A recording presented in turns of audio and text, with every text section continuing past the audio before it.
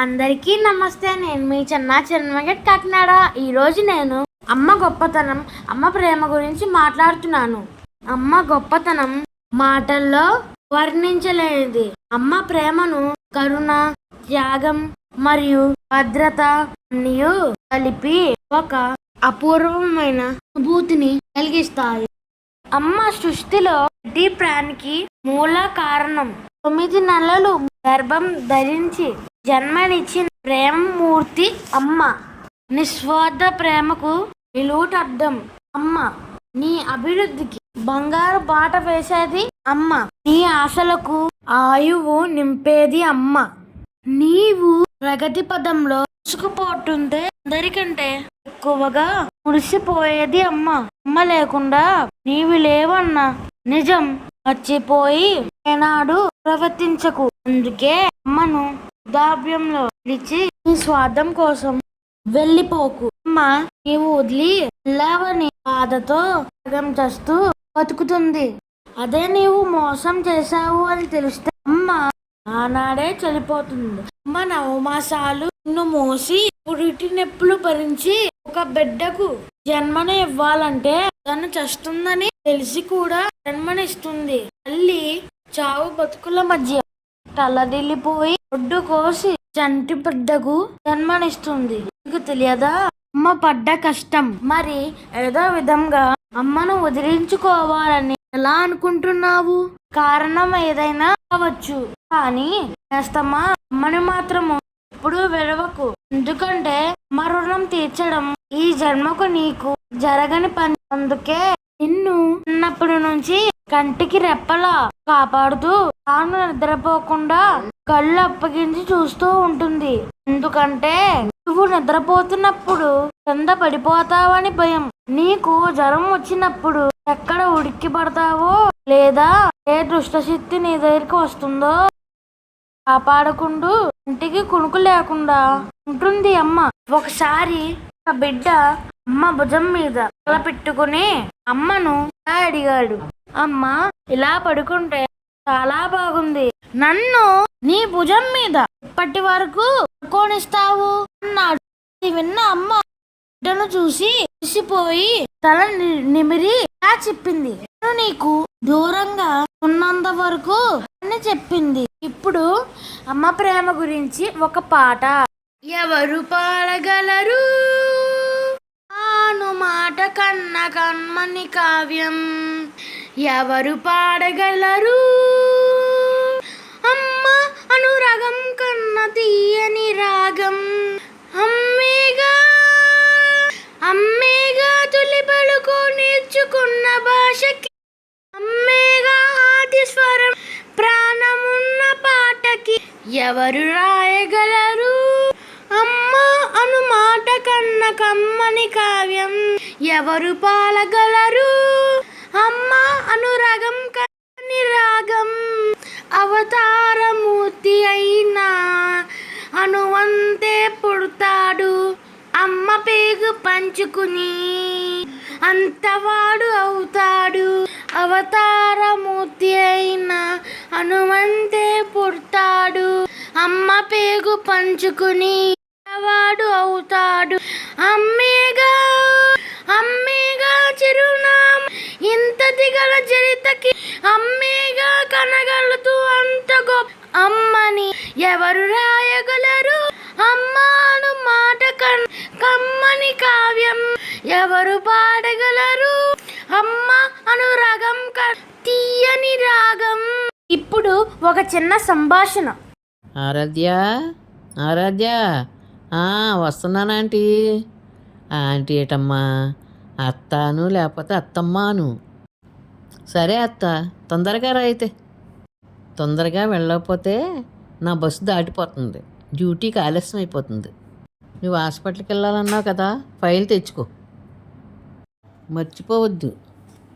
సరే అత్త. ఆటో పోనీ బాబు. అత్త ఆవిడని చూడు, ఆ బుక్స్ బ్యాగ్ ఎలా మోస్తుందో. కనీసం 20 కేజీల వరకు ఉంటుంది.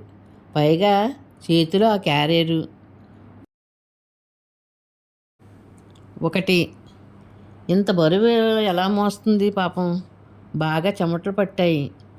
అవునమ్మా, నేను రోజు ఆమెను చూస్తాను, కానీ ఏం చేస్తాం, ఆ గేట్ దాటిన తర్వాత కొంత దూరం నడిచిన తర్వాత వాళ్ళ కాన్వెంట్ ఉంది.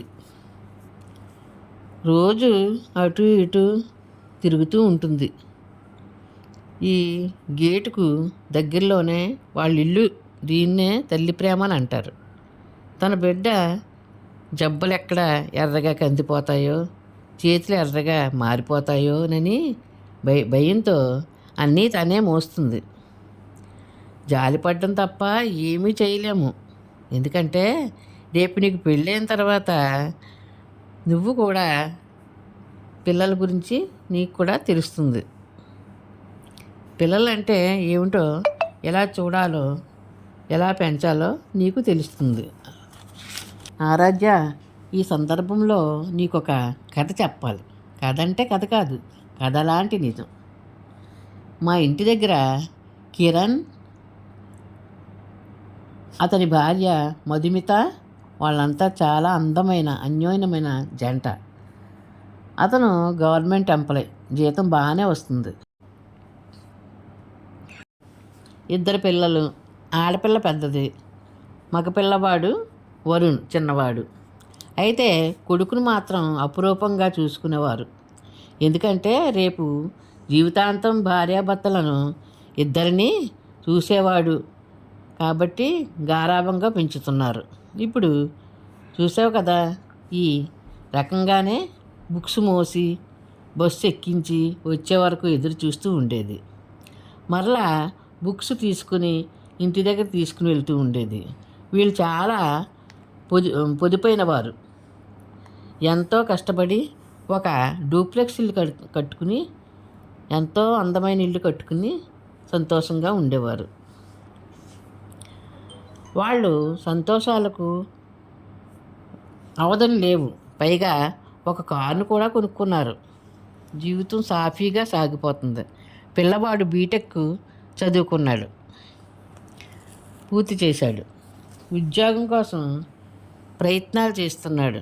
ఈలాగా కిరణ్కి ఆరోగ్యం పాడైంది. హాస్పిటల్లో ఉన్నాడు. గుండె సంబంధమైన వ్యాధితో బాధపడుతున్నాడు. దానికోసం చాలా డబ్బులు ఖర్చు చేశారు, కానీ అతనికి ఆ వ్యాధి నయం కాలేదు. ఒకరోజు చాలా సీరియస్ అయింది.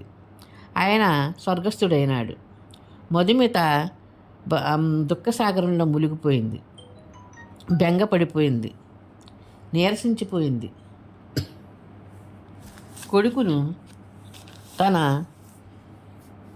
జీవించి ఉండగానే పెళ్లి చేయాలని అనుకుంది. వాళ్లకు దూర బంధువుల అమ్మాయిని ఇచ్చి పెళ్లి చేసింది.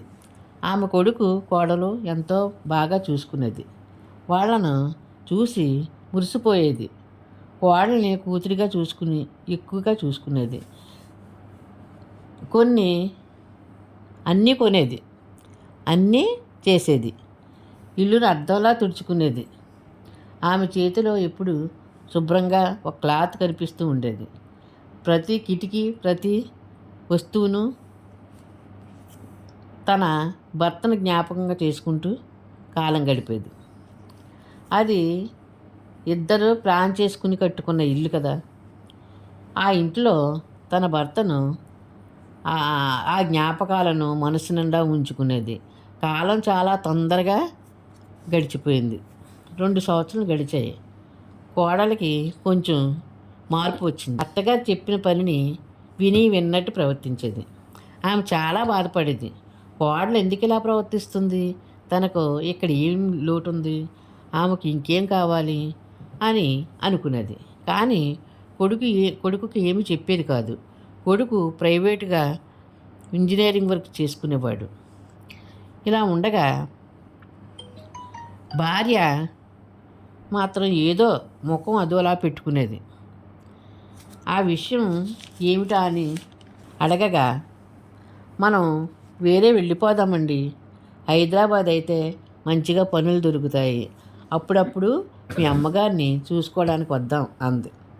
దానికి వద్దు, మా అమ్మ ఒక్కనే విడిచి వెళ్ళిపోతానా, నేను ఎక్కడికి రాను, నువ్వు ఇలాంటి ఆలోచనలు పెట్టుకోకు. నేను ఇక్కడ బాగానే సంపాదిస్తున్నాను కదా, ఇంకా ఎందుకు నీకు డబ్బు అంట వ్యామోహం అన్నాడు. కానీ రేపు మనకు 2-3 పిల్లలు పుట్టారనుకోండి, ఈ సంపాదన సరిపోతుందా అన్నది.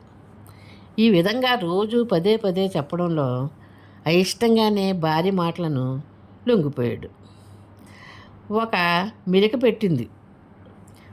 భార్య తనకు అమెరికాలో ఉద్యోగం వచ్చిందని చెప్పమంది. అలా అయితే సొంత ఊరిని సొంత ఇల్లును వదిలి రాలేదని బాగా ప్లాన్ చేసింది. భర్తకు ఏం చేయాలో అర్థం కావట్లేదు. సరే అని ఒప్పుకున్నాడు. తన తల్లితో విషయం చెప్పాడు. తల్లి ఈ మాటలు వినగానే అక్కడే కింద కూర్చుండిపోయింది. భూమి గర్రం తిరిగిపోయినట్టయింది. ఊహల్లో ఎన్నో ఊహించుకుంది. తన భర్త లేకపోయినా కొడుకు కోడలు పుట్టబోయే మనవరాళ్ళు మనవలు ఎంతో సంతోషంగా ఉండాలనుకుంది. కానీ ఏం జరుగుతుందో ఆమెకి ఏమీ అర్థం కావట్లేదు. నోట మాట రావట్లేదు. అలానే ఉండిపోయింది. చూసావా ఆరాధ్య, మనిషి జీవితం మనిషికి ఎన్నో కలలు ఎన్నో ఆశలు ఉంటాయి. మనిషి ఎంతో ఊహించుకుంటాడు. కానీ మధుమిత తన విషయంలో ఏం జరుగుతుందో చూసావా. వృద్ధులయ్యే వరకు భర్త ఉంటాడనుకుంది. లేడు. కొడుకు దగ్గరుండి తన వృద్ధాప్యంలో ఆరోగ్య విషయంలో తోడై ఉంటాడని అనుకుంది. వాడు ఆ మాటలు చెప్పి వెళ్ళిపోయాడు. కొడుకు పుట్టాలని ఎన్నో నోములు నోచింది, ఎన్నో వ్రతాలు చేసింది. కోరిక నెరవేరింది. వాడు అమ్మ ప్రేమను అమ్మ త్యాగము మరిచి వదిలి వెళ్తానని అంటున్నాడు. ఇప్పుడు ఆమె 2 రెక్కలు తెగిపోయినట్టు పక్షి అయిపోయింది. ఈ విషయాలు వింటుంటే నీకు ఎలా ఉంది ఆరాధ్య? నాకైతే కళ్ళ నిండా నీళ్ళు తిరిగిపోయినాయి. ఆరాధ్య, నిన్ను నేను భయపెడుతున్నానని అనుకుంటున్నావా? లేదమ్మా. ఒక ఆడపిల్ల పెళ్ళయి అత్తవారింటికి వెళ్ళేటప్పుడు తల్లిదండ్రులు తన కూతురు ఎన్ని కష్టాలు పడుతుందో, అత్తగారు ఎలా చూస్తుందో, రాసి రంపానడుతుందో అనేసి కుమిలిపోతారు. చూసావా? ఏ దెబ్బలాట లేకుండా భర్తను ఎలా కొంగురు ముడేసుకుందో.